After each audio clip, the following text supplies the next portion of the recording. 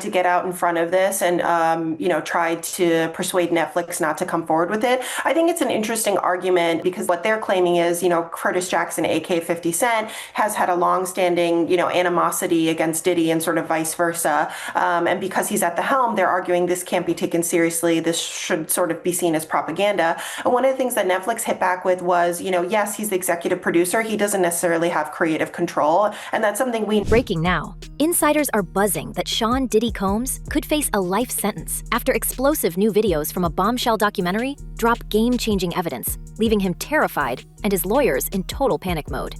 We're talking about footage so damning that sources close to the mogul claim he's losing sleep, convinced this fresh material could bury him for good. And his legal team? They're scrambling to discredit the clips as stolen or out of context, but the damage is already done.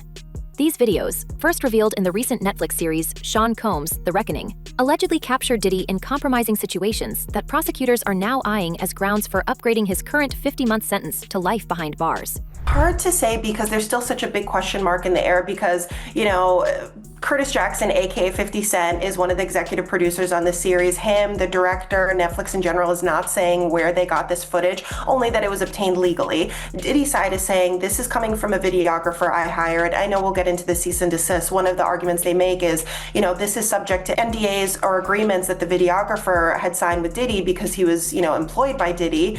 The footage in question was shot just days before his September 2024 arrest, showing Diddy in a hotel room, strategizing with his attorney, Mark Agnifilo, over how to combat the mounting allegations against him. In one chilling clip, he demands someone experienced in the dirtiest media tactics, hinting at a desperate bid to spin the story. But now, that very audio might be the nail in his coffin. The documentary, produced by longtime rival 50 Cent, doesn't just stop there.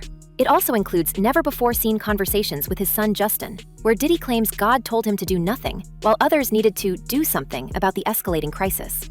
His team is allegedly in meltdown, firing off cease and desist letters to Netflix, but the damage is done. These videos are out there, fueling calls for harsher punishment. Netflix has fired back, insisting the footage was obtained legally and that the documentary is not a hit piece or an act of retribution. But Diddy's camp isn't buying it. His spokesman called the series a shameful hit piece that relies on stolen material, including private conversations with his lawyers that were never meant for public eyes. The tension here is undeniable. Diddy, a man who once controlled the narrative of his own life, is now watching it unravel in real time, with every frame of that documentary adding fuel to the fire. And the stakes couldn't be higher, because if prosecutors use this footage to argue for a life sentence, his current 50-month term could suddenly feel like a slap on the wrist. But the documentary doesn't just focus on his legal battles. It digs deeper, resurfacing allegations that link Diddy to one of hip-hop's most infamous unsolved tragedies, the 1996 tragedy involving Shakur.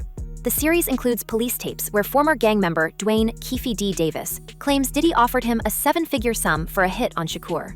Davis is set to stand trial for Shakur's tragedy in 2026, but his proffer agreement, where he admitted details under duress, is now part of the public record, thanks to this documentary. Insiders whisper that these resurfaced connections, backed by the tapes, are what have prosecutors salivating for a life term.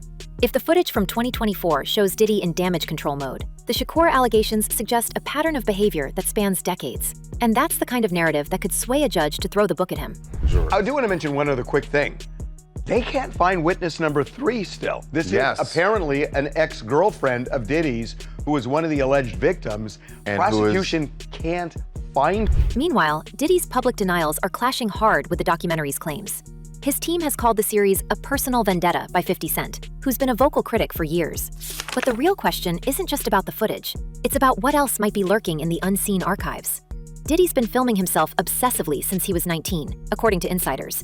And if this is just the tip of the iceberg, what's on the rest of those tapes? The documentary's director, Alexandria Stapleton, has said they moved heaven and earth to protect the identity of the person who leaked the footage. But the bigger mystery is how much more exists, and who else might be on it. The fallout isn't just legal, it's personal. Diddy's ex, Misa Hilton, is reportedly in talks for her own show, with the documentary's director reaching out to her directly.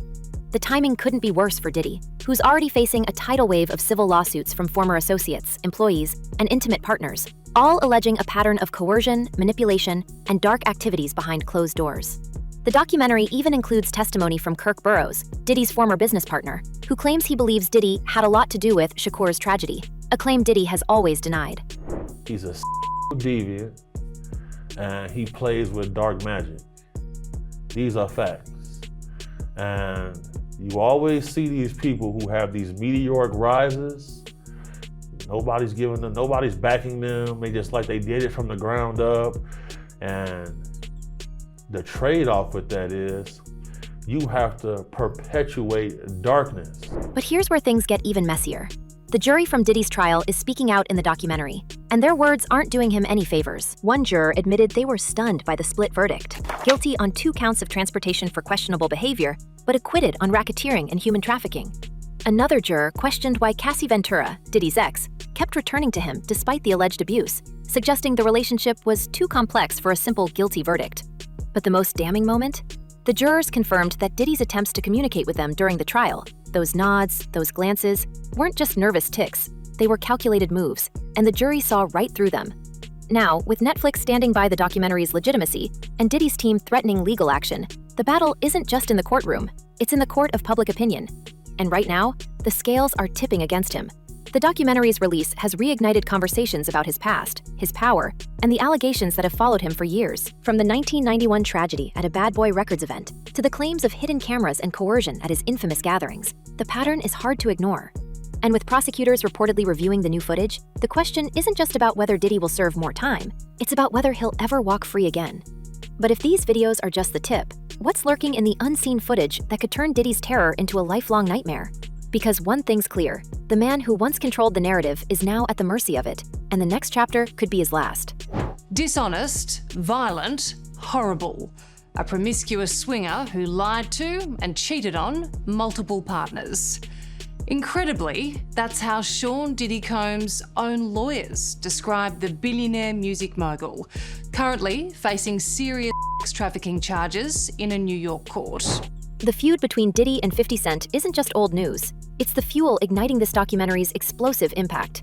Sources claim 50 Cent's long-standing beef is no coincidence, allegedly pushing Netflix to air those damning pre-arrest clips where Diddy is heard scheming with his son Justin, begging for divine intervention as his world crumbled around him. The series doesn't just expose Diddy's panic, it frames it as the final act of a man who once controlled every narrative, now watching his own words turn against him. And the timing? Impeccable. Because while Diddy's team cries foul over stolen footage, the real question is whether this is retaliation or revelation. Insiders say 50 Cent's involvement ensures the documentary isn't just a tell-all, it's a takedown, with every frame designed to push prosecutors toward that life sentence. But the real bombshell isn't just the feud, it's what the footage allegedly reveals about Diddy's operations. Critics point out that the so-called freak-off exposés in the series aren't isolated incidents. They paint a pattern of systemic manipulation, with hidden cameras, coerced participation, and a network of associates who allegedly enabled it all. The documentary doesn't just suggest questionable behavior. It lays out a blueprint, complete with testimonies from former employees and intimate partners who claim they were pressured into dark activities under the guise of career opportunities. And if prosecutors are watching, this isn't just about upgrading his sentence. It's about reopening the entire case with a fresh lens. Because if these videos show Diddy orchestrating a web of exploitation, the 50-month term starts looking like a miscarriage of justice. Same kind of extortion that we heard when Cassie took the stand and testified on that airplane ride back from France. Diddy said, "You don't do a freak-off, I'm going to release one of the freak-off videos that you are profiled in and humiliate." The jurors from Diddy's trial are speaking out in the documentary, and their words cut deep. One admitted the split verdict left them conflicted, especially after seeing the intercontinental assault video, where Diddy is caught on camera attacking Cassie Ventura in a hotel hallway. Another juror questioned why Ventura stayed, but the bigger takeaway is their acknowledgement of Diddy's violent side, a detail that could resurface if new charges stick. Insiders believe these juror confessions hint at overlooked details, like the sheer volume of civil lawsuits still pending, over 100 accusers, all alleging variations of the same pattern. And with the documentary giving those claims a platform, the legal dominoes might just start falling again. Diddy's legal threats against Netflix have backfired spectacularly. His cease and desist letters didn't pull the documentary. They only amplified the frenzy, turning what could have been a quiet controversy into a full-blown scandal. Meanwhile, his ex, Misa Hilton, is reportedly in talks for her own show, with the documentary's director reaching out directly. The timing is brutal. Hilton, who once stood by Diddy through his highest highs, is now positioned to spill secrets that could further unravel his defense. And if she does, it won't just be about their past. It'll be about the inner workings of Bad Boy Records, the parties, the power plays, and the allegations that have followed Diddy for decades. The documentary doesn't stop at the legal fallout. It digs into the financial panic, too. Reports suggest Diddy was moving $200 million just days before his arrest, a detail that raises eyebrows about what he knew and when. Was it a last-ditch effort to shield assets, or was he bracing for the storm? Either way, the timing aligns with the documentary's claims that he was fully aware of the coming reckoning. And with prosecutors now reviewing the footage, the question isn't just about his current sentence, it's about whether this financial trail could lead to new charges, like obstruction or money laundering. He got let off easy. And don't get me wrong, bro. I don't want to see a black man in jail. I don't want to see a black man in jail. But I don't care nothing about Diddy. Digging deeper, insiders speculate that Diddy's decades-long habit of recording everything, from hotel rants to private lawyer calls, wasn't just about documentation, but a twisted form of self-mythologizing. Sources familiar with his inner circle describe it as a God complex in action, a compulsion to archive every moment as if he were the director of his own legend. The cameras were always rolling, not just to capture memories, but to assert dominance, to ensure that his version of events would be the only one that mattered. But now, those same tapes are reportedly betraying him, turning his obsession with control into the very evidence that could lock him away for life. What was once a tool of power has become a noose, and the irony isn't lost on those who've watched his empire crumble. Psychologists who've studied high-profile figures with similar behaviors suggest this kind of compulsive self-recording often stems from deep-seated insecurity, a need to rewrite reality in real time to ensure that no one else can define you. For Diddy, the cameras may have been a shield, a way to spin every situation before anyone else could. But in the hands of prosecutors and documentary filmmakers, those recordings have become a weapon, exposing not just his actions, but the psychology behind them. The man who once controlled the narrative is now at the mercy of his own footage, and the shift is as poetic as it is devastating. Insiders claim that as the walls closed in during his 2024 arrest, his filming became even more frantic, as if he believed that by capturing it all, he could still bend the story to his will. Look at how many people he affected negatively. That was his trade-off to gain what he had. His former bodyguard, Gene Deal, said he seen him doing a ritual where they dove. What is that? And I feel like it's being overlooked because they see him doing the dance moves with the baggy clothes. You know, some of the ladies in his videos were trans ladies. Yet the most unsettling aspect of this obsession isn't just what's been revealed, it's what might still be out there. Critics wonder if anonymous sources are holding back clips that could expose even deeper layers of misconduct, perhaps involving other high-profile figures who attended his infamous gatherings. The documentary hints at this, but the full scope remains unknown. If Diddy's cameras were rolling as often as insiders claim, the footage could implicate a wider circle of celebrities, executives, and industry players who turned a blind eye, or worse, participated. The fear now isn't just about Diddy's fate, but about who else might be dragged into the spotlight when those tapes finally surface. The documentary's director, Alexandria Stapleton, has admitted that protecting the identity of the person who leaked the footage was a top priority. But the bigger question is why that person came forward in the first place. Was it guilt? Revenge? Or simply the realization that Diddy's downfall was inevitable, and they wanted to be on the right side of history? Whatever the motive, the leak has opened a Pandora's box, and the contents could redefine not just Diddy's legacy, but the reputations of those who orbited his world. Industry veterans whisper that the most damaging clips aren't even the ones we've seen, they're the ones still locked away, waiting for the right moment to drop. What's even more chilling is the suggestion that Diddy's filming wasn't just about control, it was about insurance. Former associates claim he used the threat of hidden footage to silence critics, to manipulate business deals, and to keep his inner circle in line. The cameras were always watching, and everyone knew it. But now, that same tactic has backfired spectacularly.